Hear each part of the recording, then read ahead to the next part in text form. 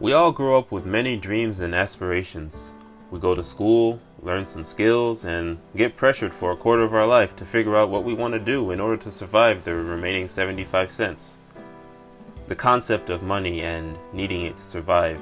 We are constructed to believe that with more money comes more opportunities to live an even better life.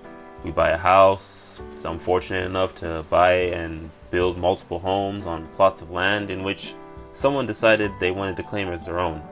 When there is no more land, then we seek out more land to repeat the process and continue to profit. In the modern era, we have two classes, the rich and the poor. While there is a middle class, they are unfortunate to be caught up in a tug of war between both those classes. They work for the rich to service and pay for the poor.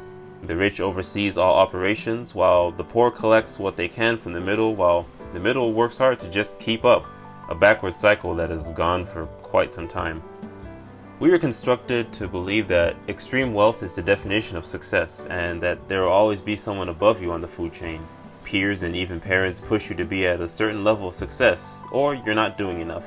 Some people are power hungry, so they aim to be at the very top. While that isn't necessarily a bad thing, with the wrong mindset, it can be disastrous. It is easy to get caught up in the cycle, constantly pushing yourself to be the best at what you do. By any means, keep thriving, as it is in our nature to always want to be better than the next person, right? It is repetitive, and you can see that almost everywhere. Schools have the top 2 students battling to be at the top of the class, or in sports where the top 2 teams play for the championship. We even have nations battling for who can advance first, if we're talking technologically, that is, like the race to the moon. We grow up, discover, and practice various skills until we have built a skill set that will benefit a company. We have to survive, so it's natural that we sell those skills to benefit someone above us, whether that's through engineering or even athletics. Some people are naturally more skilled than others. Everyone has their own unique talents, although we are conditioned to learn engineering or medicine or law, while any other skill really doesn't matter in the professional field. Of course, anyone can learn any skill through practice. Not every skill is acceptable to master in today's society, though. Some skills are for personal gain, such as crime. Of course, through circumstances and external factors, people feel as if they have no choice but to master these particular skills. All action has intent behind it, although certain things are unacceptable, but they have their own reasons. Now let's fast forward to 2020. We live in a weird time where most of us are at home. People are struggling to make ends meet because maybe they lost their job due to quarantine. There are, however, new opportunities and even more dormant ones arising.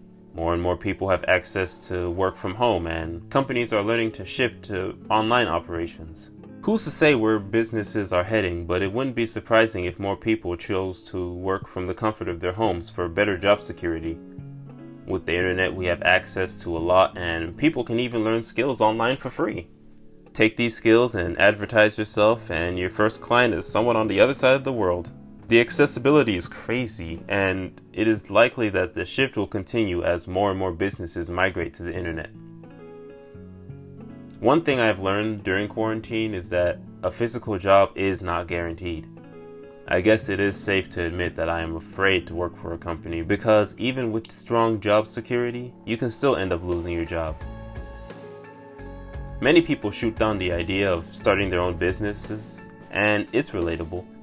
People are afraid to fail and will stay at a company but won't think twice about something worldwide that can shut down that company they work for. The human structure revolves around money. We pay to have a roof over our heads, to put food on the table, or to have running water in our homes.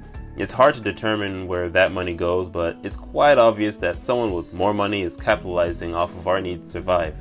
Money is man-made after all, very much like everything around us, but it is not essential to live. Before you go on and argue with that point, let me break it down. People need food, water, and shelters to survive. Wild animals survive on their own without the need for money, so you question why it isn't the same for humans. While you can easily say screw it and live wildly, the societal structure will only see you differently, while the government actively forces you back into their structure. With all that is accessible, we can easily build our own foundation to generate wealth. There are many creative ways to generate income online through surveys or online jobs, and with time and persistence, you can make a living. As that foundation grows, however, the sharks above you in the food chain will likely expect a percentage. What for exactly is beyond me, but that topic is for another video. All this goes to say, there are millions of creative ways to make an income. I'm no expert, but with proper research, you can find a way. Nothing's impossible as long as you do the work.